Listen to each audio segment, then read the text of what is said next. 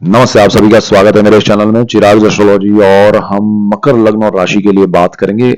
मई month कैसा रहेगा। मई महीना बहुत इंपॉर्टेंट है। देखिए, मई में बहुत सारे चेंजेस हैं, बहुत सारा एस्टेब्लिशमेंट है और यहाँ से बहुत सारी आपकी जर्नी शुरू होने वाली है और वो लॉन्ग टर्म के लिए इफेक्ट करेगी। तो क्या है, तो देखिए, मई मंथ में जुपिटर ने ऑलरेडी 1 मई को ट्रांजिट किया है वृषभ में और आपकी कुंडली के पंचम भाव में। मैंने ऑलरेडी उसका वीडियो दिया है, जरा ध्यान से वो एक बार दो बार देखिएगा, आपको जरूरी है देखना। दूसरा, वो आपके कारक भाव में है और कारक भाव नाश है। पंचम भाव को लेकर जरा ज्यादा ध्यान रखिएगा, कॉन्शियस रहेगा, डरना नहीं है, समझना है। और दूसरी चीज, राहु मंगल की युति चल रही है और वो 1 जून तक मंगल वहां रहेगा। मंगल 1 जून को मेष में अपने घर में चले जाएगा, तो वो अच्छा मूव है। तब तक ये युति जो है वो अंगारक योग है। उसका अलग से वीडियो मैंने दिया है, वो भी डिटेल में आप समझिएगा, जानिएगा तो अच्छा रहेगा। अच्छा, तीसरी चीज क्या हो रही है कि सूर्य जो है वो मेष में है, उच्च स्थिति में है, शनि की नीच दृष्टि में है और वो 14 मई तक रहेंगे। फिर वो ट्रांजिट कर रहे हैं वृषभ में, तो गुरु के पास जाएंगे, गुरु को अस्त का कर रहे हैं।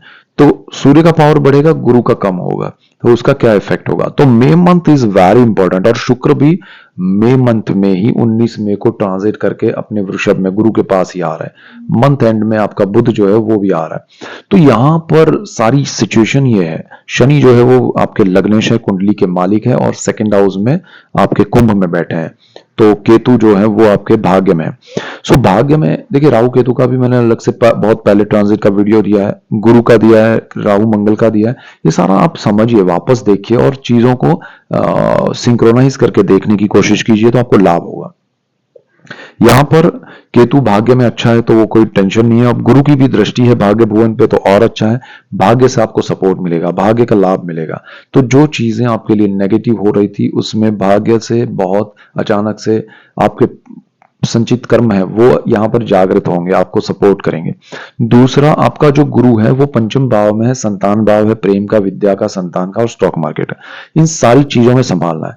जो अपने संतान को विदेश भेजना चाहते हैं, विदेश में पढ़ाई कर रहे हैं, उनके संतान जॉब कर रहे हैं, बिजनेस कर रहे हैं, कहीं भी कर रहे हैं, विदेश में, देश में, कहीं भी, तो वो जरा ध्यान दे कि वो कर क्या रहे हैं, उनके जीवन में हो क्या रहा है। क्या वो बड़ा कोई निर्णय लेने वाले हैं, जॉब स्विच करने वाले हैं, पढ़ाई को छोड़ के दूसरी पढ़ाई में जाने वाले हैं, कुछ ऐसा नहीं कर रहे हैं ना जो उनके लिए अच्छा ना हो, कोई बड़ा निर्णय नहीं लेने वाले हैं ना, खासकर मई मंथ में।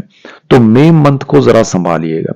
ये एस्टैब्लिशमेंट का मंथ है, यहां से शुरुआत होगी तो फिर लंबे अरसे तक चलेगा। फिर वो उसको अंडू करने में, उसको इरेज करने में, उसको वापस उसी जगह पर लाने में बहुत टाइम लगेगा और उसमें आपकी एनर्जी, आपका पैसा, आपका समय, सब कुछ जाएगा। सो बी केयरफुल। यहां पर दूसरी चीज क्या है कि आपको संतानों को गाइड तो करना है, लेकिन कॉन्शियसली आपको उनका ध्यान रखना है मई मंथ से। दूसरा, यहां पर जो लोग कंसीव कर रहे हैं, संतान प्राप्ति के हिसाब से प्लानिंग कर रहे हैं, तो उनको ये गुरु के ट्रांजिट का मैंने ऑलरेडी वीडियो दिया है, वो जरा ध्यान से देखें और थोड़ा डिटेल में समझे कि क्या है, उनको ध्यान रखना पड़ेगा। तीसरी चीज, सूर्य की अगर हम बात करें तो सूर्य जो है वो मेष में उच्च स्थिति में है, सुख भाव में। सूर्य आत्मा का कारक है। आपके इंट्यूशंस अभी बहुत स्ट्रांग चल रहे हैं और उसको फॉलो कीजिए, आपको बहुत लाभ होगा।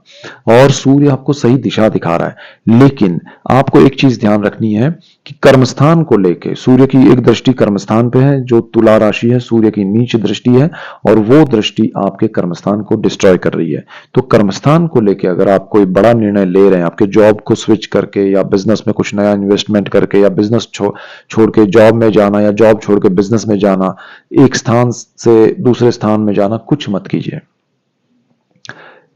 14 मई को सूर्य ट्रांजिट करेंगे, उसके बाद सोचिएगा, क्योंकि वहां पर आपका तुला पर जो सूर्य की दृष्टि है वो तेज प्रभाव है, वो नेगेटिव है, सही नहीं है। और सूर्य के साथ शुक्र भी जुड़े हुए हैं, 19 तक वो मेष में ही है, तो वो वृषभ में जाएंगे। वृषभ में जाएंगे वो 19 को, सूर्य उससे पहले मेष में से वृषभ में चले जाएंगे 14 मई को।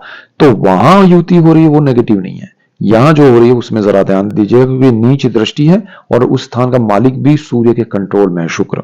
सो 14 मई तक तो बड़ा निर्णय मत लीजिएगा, उसके बाद सोचिएगा तो अच्छा है। दूसरा, आपके संतान भाव में सूर्य जब आएंगे तो गुरु को अस्त का कर देंगे। देखिए, आपके लिए अस्त का गुरु होना वो लाभदायी है, क्योंकि गुरु नेगेटिव है। गुरु आपके लिए नेचुरल शुभ ग्रह उतना आपको परेशान नहीं करेगा, लेकिन फिर भी जो पॉजिटिव रिजल्ट्स देता है स्थान के हिसाब से वो नहीं देगा। अस्त का होकर, गुरु अस्त का हो जाएगा, सूर्य आपके लिए पावरफुल हो जाएगा, तो आपको और ज्यादा अच्छा रहेगा कि आप सही दिशा में सही निर्णय ले पाएंगे। सूर्य की वजह से आपकी जो पैतृक संपत्ति है, आपको जो अष्टम भाव है उसका मालिक सूर्य है, तो उसको लेके लाभ होगा। उसमें डिस्प्यूट्स चल रहे हैं वो दूर हो जाएंगे, कोर्ट मैटर्स हैं दूर हो जाएंगे, स्ट्रेस है, ब्रदर सिस्टर के साथ प्रॉब्लम्स चल रहे हैं वो सारे दूर हो जाएंगे, चाहे सूर्य आपके मेष राशि में रहे या फिर वृषभ में आए, तो सूर्य आपके लिए उस तरह से अच्छा है। अच्छा, यहाँ संतान आपसे दूर जा सकती है, संतानों से आप दूर जा सकते हैं, आपका एक दूसरे से बॉन्डिंग ब्रेक हो सकता है, तो थोड़ा ध्यान रखिएगा ड्यूरिंग द जुपिटर। जुपिटर अस्त का हो रहा है तो वो अच्छा है। सूर्य वहां रियलाइज करेगा आपको या आपके संतानों को एक दूसरे से क्यों डिस्टर्बेंस हो रहा है, दूरी हो रही है, उसको कम करो, ऐसा एक इंट्यूशन देगा, तो वो आपको समझना पड़ेगा। दूसरी चीज, राहु मंगल की अगर आप बात करें तो राहु मंगल आपके थर्ड हाउस में, और मंगल 1 जून तक वहां है, तो ये युति एक महीने थ्रू आउट पूरा ये मई महीना चलेगी। थर्ड हाउस जो है वो इंटरेक्शन का है, पब्लिक रिलेशन का है, नए इन्वेस्टमेंट का है, साहस का है, पराक्रम का है, ब्रदर सिस्टर का है, कम्युनिकेशन का है। तो उन सारी चीजों में आपको आपकी वाणी जो है वो वहां शनि बैठा हुआ है उस स्थान का मालिक होकर कुंभ में, अब वो शनि सच्चाई बुलवाता है। अब यहां पर मंगल राहु का योग है, अंगारक योग है, तो बुध वाणी का कारक है, वो सूर्य के साथ है, उसकी स्थिति सही नहीं है, तो आप क्या करें कि भाई जहां जरूरी नहीं है वहां बोलना नहीं है, क्योंकि आपकी सच्चाई सामने वाले को सुननी नहीं है तो मत बोलिए। फिर दूसरा क्या है कि आपको मंगल राहु की वजह से कोई बड़े इन्वेस्टमेंट, बड़ा लालच में आके कोई बड़ा इन्वेस्टमेंट, ब्रदर सिस्टर के साथ मिलके कोई बड़ा साहस, नया वेंचर, जॉइंट वेंचर, वो सब नहीं करना है, उसमें आपको लाभ नहीं होगा, आपको तकलीफ होगी। और आप अगर एचआर में है, पब्लिक रिलेशन में, मीडिया में, आप लोगों से एक पब्लिक फिगर है, आप पॉलिटिक्स में है, अगर आप एंटरटेनमेंट इंडस्ट्री में, आप स्पोर्ट्स में, या जिस भी इंडस्ट्री में है, इंडस्ट्रियलिस्ट है आप, और आप फेमस है, आप पब्लिक में है, तो आपको अपनी स्पीच पे, अपनी बिहेवियर पे कंट्रोल देना कर रखना चाहिए, अदरवाइज आपको उसके नेगेटिव रिजल्ट्स मिल सकते हैं। सो बी केयरफुल।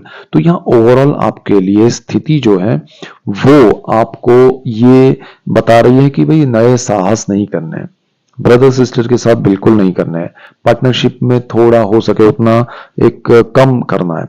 बाकी आपके लिए विदेश के मामले में अच्छा है, कोई प्रॉब्लम नहीं है।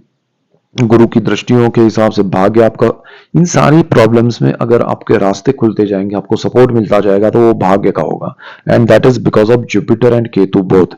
गुरु की दृष्टि और केतु का भाग्य में होना आपके लिए शुभ है, वो मैंने राहु केतु के ट्रांजिट में भी केतु का ट्रांजिट जब बताया तो उसमें बोला है, आप ध्यान रखिएगा। केतु आपके लिए बहुत अच्छा है और वो रेयर केस में होता है, और मकर वालों के लिए ये शुभ है, और मंगल की उच्च राशि है मकर, तो मंगल का ट्रांजिट होने तक आप संभालिएगा। आपके लिए प्रॉपर्टी, बिजनेस, लैंड, व्हीकल में भी जून में कीजिएगा, यहाँ आप कोई नेगेटिव शुरुआत मत कीजिए, या बड़ा इन्वेस्टमेंट करके मत कीजिए, वो लॉन्ग टर्म चलेगा। सो जो चीज आपको समझ में नहीं आती है उसमें आप इन्वॉल्व होके जंप मत कीजिएगा बिना समझ के। शनि आपके लिए पॉजिटिव है, शनि लग्नेश है, सेकंड हाउस में है, फैमिली का सपोर्ट मिलेगा। फैमिली से अगर आपको कहा जाए कि ये करो ये मत करो, मानिएगा उनकी बात। फैमिली अगर आपको, फैमिली मेंबर्स आपको किसी भी चीज में कुछ भी इंडिकेट करे तो ध्यान रखिएगा, 2 बार सोचिएगा, वो सपोर्ट पॉजिटिव होगा।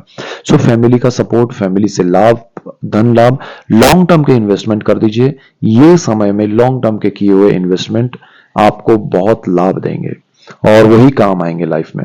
और आपकी वाणी जो है उसको बिना जरूरत इस्तेमाल मत करें, किसी को उसका लाभ हो रहा है लेकिन अगर आप बोल रहे हैं वो सुन नहीं रहा है तो मतलब नहीं है। तो वाणी जो सुनना चाहता है सामने से आके कहे कि हमें बताइए क्या करें, तभी यूज कीजिए तो अच्छा है। So that's it for today, keep watching Chirag astrology. Thank you for watching, God bless you and good bye. Thank